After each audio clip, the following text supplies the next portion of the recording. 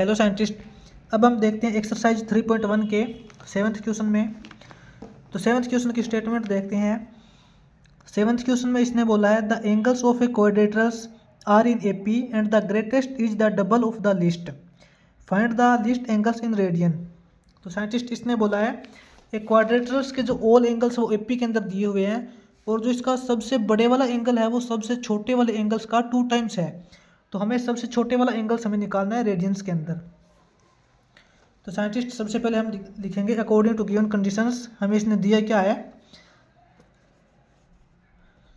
हम लिखेंगे scientist according to given question. Given questions के अंदर साइंटिस्ट हमें इसने दिया क्या है, हम लिखेंगे two givens angle of a quadrilaterals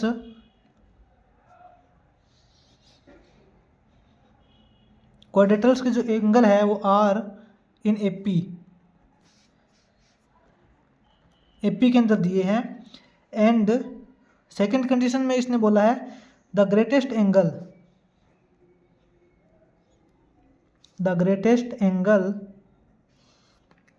is double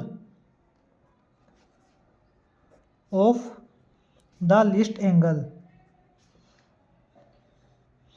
और जो सबसे बड़े वाला जो एंगल है वो सबसे छोटे वाले एंगल से 2 टाइम्स है। हमें फाइंड क्या करना है, देखते हैं। टू फाइंड करना है scientist least angle in radian. Least angle हमें पता करना है इन रेडियन। सबसे छोटे वाला एंगल हमें पता करना है रेडियन के अंदर। तो साइंटिस्ट इसका सॉल्यूशंस करेंगे।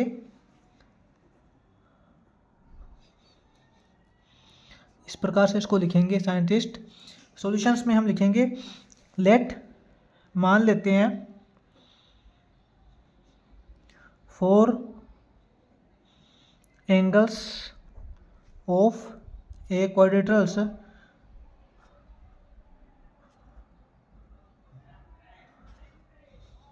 Are such as in AP.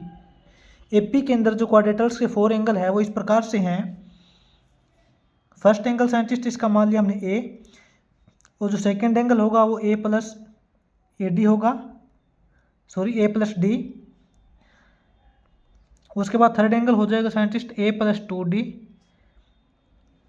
And जो फोर्थ एंगल होगा वो होगा ए प्लस 3d।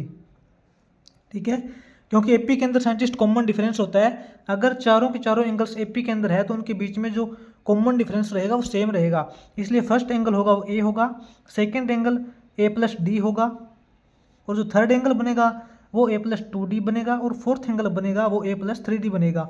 हमें पता है साइंटिस्ट क्वाड्रिलेटरल्स के 4 एंगल्स का जो सम होता है वो 360 के इक्वल होता है। तो हमने इन सभी एंगल्स को प्लस कर दिया, A plus A D plus A plus 2d plus A plus 3d is equal to, इनका जो सम है वो इक्वल टू 360 के इक्वल आना चाहिए। ठीक है, तो यहाँ से हमारे पास साइंटिस्ट आ जाएगी।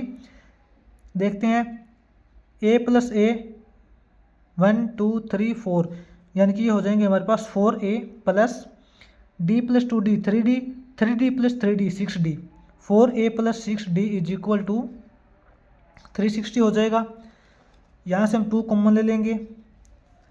2 कॉमन लेने के बाद अंदर रह जाएगा साइंटिस्ट अपने पास 2a plus 3d is equal to 360, और यहाँ से अपने पास हो जाएगा 2a plus 3d is equal to 360/2 यानी कि 180। साइंटिस्ट यहाँ से अपने पास फर्स्ट इक्वेशन आ गई 2a plus 3d is equal to 180।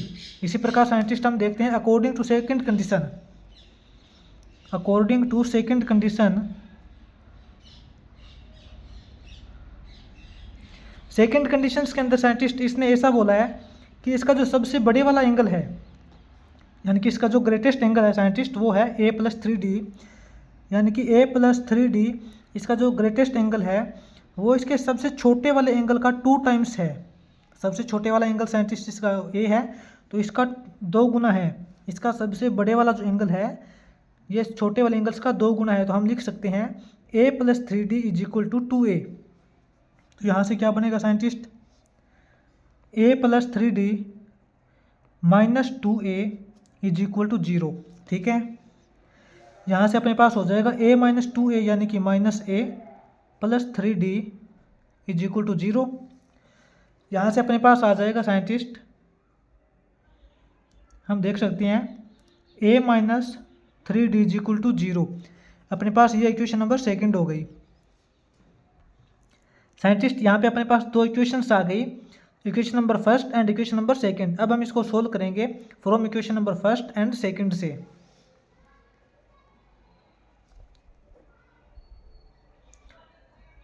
From equation number first and second से देखेंगे। अपने पास जो फर्स्ट इक्वेशन है 2A plus 3D is equal to 180, 2A plus 3D is equal to 180। And जो सेकंड इक्वेशन जो अपनी आई थी a minus 3D is equal to 0, a minus 3D is equal to 0। ये इक्वेशन नंबर अपनी second है। अब साइंटिस्ट इन दोनों इक्वेशंस को जोड़ देंगे हम, क्योंकि हमारे पास 3D प्लस का है और 3D माइनस का भी है। हम करेंगे by adding both equations, adding both equations first and second equations को जब हम ऐड करेंगे तो क्या आएगा अपने पास 2A plus 3D is equal to 180।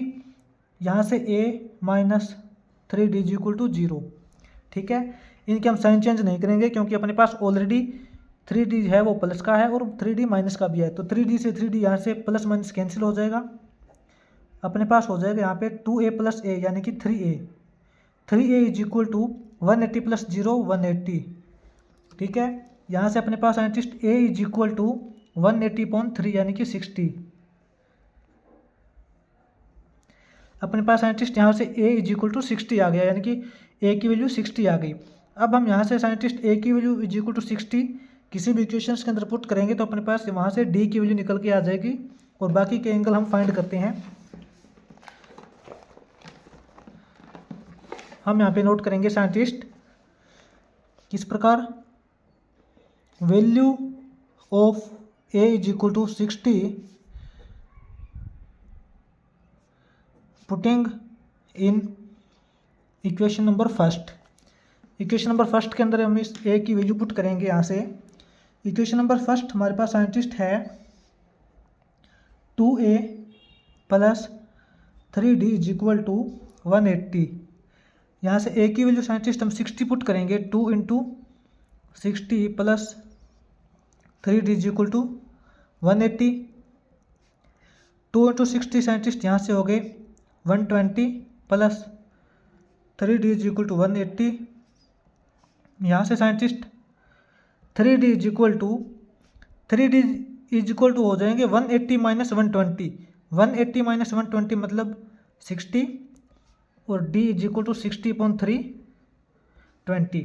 ठीक है साइंटिस्ट, और यहाँ से d की वैल्यू अब बारी बारी पुट करके देखेंगे, सभी एंगल्स की अपने पास वैल्यू आ जाएगी। जो ऑल एंगल्स हो जाएंगे साइंटिस्ट हम इस प्रकार से लिख सकते हैं। अपने पास जो फर्स्ट एंगल था, फर्स्ट एंगल अपने पास साइंटिस्ट यहाँ पे a था, हमने a माना था, a की वैल्यू अपने पास 60 आई हुई है। और इसी प्रकार अपने पास जो सेकेंड एंगल था, सेकेंड एंगल हमने माना था a plus D, a plus D का मतलब साइंटिस्ट a की वैल्यू 60 प्लस d की वैल्यू अपने पास 20 आई है, 20, 60 प्लस 20 इज इक्वल टू 80 हो सकता है। इसके बाद साइंटिस्ट जो अपने पास थर्ड एंगल है, थर्ड एंगल अपने पास हमने एज्यूम किया था a plus 2d, a plus 2d, a की वैल्यू साइंटिस्ट यहाँ पे 60 प्लस 2d की वैल्यू अपने पास साइंटिस्ट हो जाएगी 40, d की वैल्यू 20 है तो 2d की 40 हो जाएगी। तो यहाँ से 60 प्लस 40 इज इक्वल टू 100 हो जाएगा। इसी प्रकार साइंटिस्ट अपने पास फोर्थ एंगल होगा, फोर्थ एंगल हो जाएगा a प्लस 3d, a की वैल्यू यहाँ से साइंटिस्ट 60 प्लस d की वैल्यू 20 है, 3d की वैल्यू हो जाएगी अपने पास 120, सॉरी d की वैल्यू अपने पास 20 है तो 3d की हो जाएगी अपने पास 60। तो फोर्थ एंगल हो जाएगा 60 प्लस 60 इज इक्वल टू अपने पास 120। ठीक है। इसने बोला अपने पास जो लीस्ट एंगल है, सबसे छोटे वाला एंगल अपने पास है ए इज इक्वल टू 60, उसको हमें रेडियन के अंदर कन्वर्ट करना है।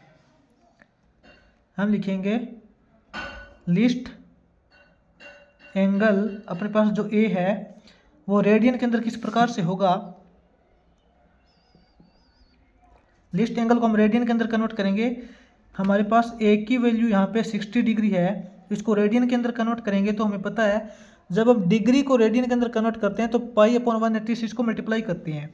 हम करेंगे 60 को पाई अपॉन 180 से मल्टीप्लाई करेंगे, ये हो जाएगा 60 × 60 और 63 × 180, ये आ जाएगा पाई अपॉन 3 रेडियन।